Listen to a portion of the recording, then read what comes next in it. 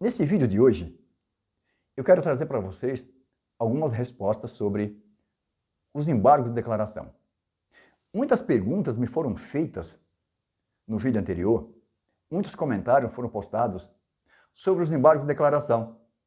Pessoas querem saber se os embargos de declaração têm o condão de mudar o teor do acórdão. Pessoas que querem saber quantas vezes podem ser propostos os embargos de declaração. Pessoas querem saber se os embargos de declaração podem ser rejeitados.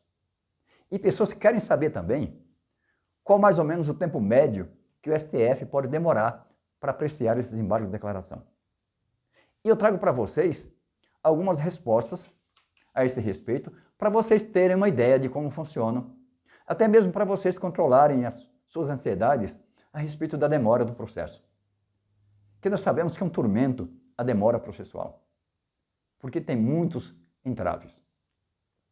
Mas antes que eu fale do vídeo propriamente dito, não se esqueça de se inscrever no meu canal, dê o seu like. E eu agradeço de coração aquelas pessoas que já se inscreveram no meu canal, pessoas que têm postado os comentários pertinentes, comentários com conhecimento, comentários para tirar suas dúvidas. Isso é muito importante, as pessoas terem consciência do seu papel na sociedade. O que acontece com os embargos de declaração? Os embargos são propostos, esses embargos, no caso aqui em pauta, que se trata desse recurso extraordinário, julgado pelo colegiado, mas tem o relator, que é o ministro Alexandre de Moraes. Esses embargos vão ser direcionados ao relator. Isso diz o artigo 1024. Funciona da seguinte forma: quando os embargos são propostos para um juiz que dará uma decisão monocrática, o juiz terá 5 dias para apreciar os embargos de declaração. Como se trata do tribunal, o Código não traz aqui um prazo para que o tribunal aprecie os embargos de declaração. Mas o Código traz aqui algumas obrigações que devem ser cumpridas. E diz o parágrafo 1º do artigo 1024 que o relator apresentará em mesa, na sessão subsequente, proferindo o seu voto.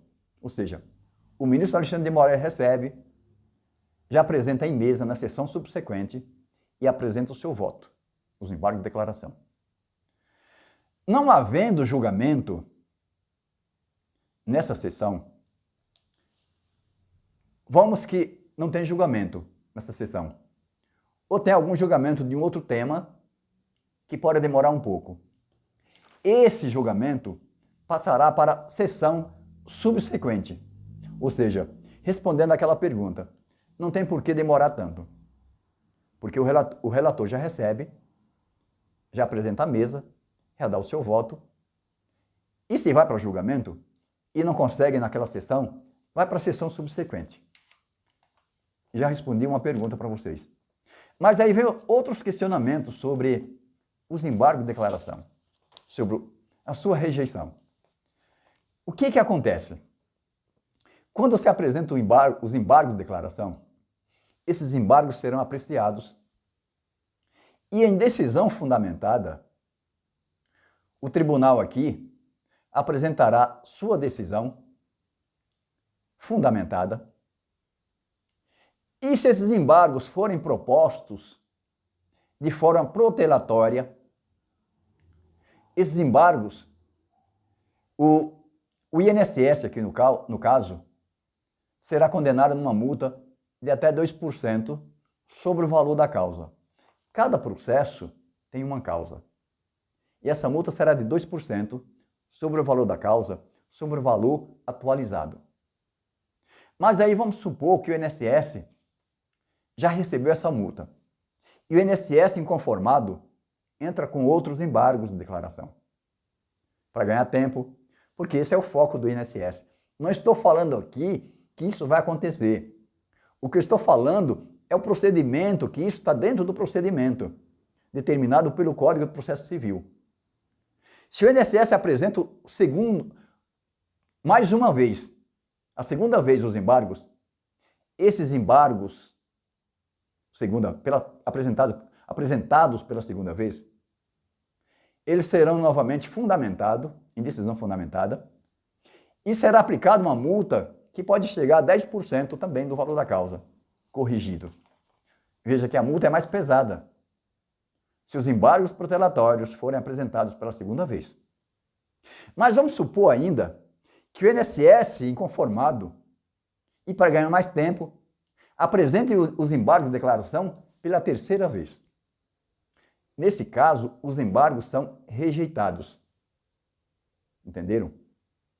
Nesse caso, são rejeitados pela terceira vez, analisando que são protelatórios.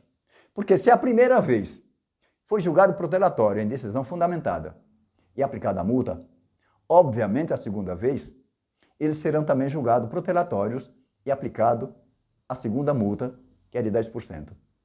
E a terceira vez, esses embargos serão rejeitados, porque assim diz o procedimento do Código de Processo Civil. Aí, acabou. O que acontece sobre os embargos? Sobre o teor do acórdão. Perguntaram também se ele pode mudar o acórdão. Os embargos só mudarão o acórdão se o acórdão tiver contradição, tiver obscuridade ou tiver omissão. Esse acórdão aqui, como já foi falado por mim e por vários advogados, esse acórdão é cristalino. Esse acórdão, inclusive, é muito bem fundamentado e trata de matéria simples. Porque aqui, além de trazer a possibilidade do aposentado continuar no regime que ele está, ele pode ter a faculdade de escolher o regime da lei definitiva, da lei anterior. Não tem dificuldade de entendimento disso aqui. Por que teria obscuridade, contradição, omissão nisso aqui? É cristalino esse acordo. Ou seja, esses embargos de declaração, se forem apresentados, não estou falando que serão apresentados, não estou falando também que eles serão apresentados pela segunda ou terceira vez. Estou falando se isso acontecer, mas pode acontecer. Nós vimos que o INSS não quer pagar. Nós vimos que o INSS quer suspensão desse processo, dos prazos desse processo. Então, por que duvidar que o INSS pode apresentar, usar desse tempo dos 3 embargos? Provavelmente ele irá usar desse tempo dos 3 embargos. Mas como tem multa, ele tem que analisar se vale a pena. Se vale a pena receber as multas e correr o risco de pagar as multas, mas de implementar depois. O INSS, de qualquer forma, acaba ganhando. Mesmo com os embargos protelatórios, o INSS acaba ganhando. Porque essa implementação de vários benefícios a posteriores, é claro que beneficiará o INSS. E a multa do primeiro embargo, dos embargos protelatórios, pela primeira vez, é uma multa de 2%. Só a segunda que é uma multa mais pesada. É o que eu tenho para trazer para vocês hoje para tirar essas dúvidas sobre o processo. O que acontece? Os primeiros embargos, protelatório, multa de 2%. Os segundos embargos, protelatório, multa de 10%. No caso a terceira vez apresentados os embargos, protelatórios, rejeitados. É o que eu tenho para falar para vocês e fiquem com Deus.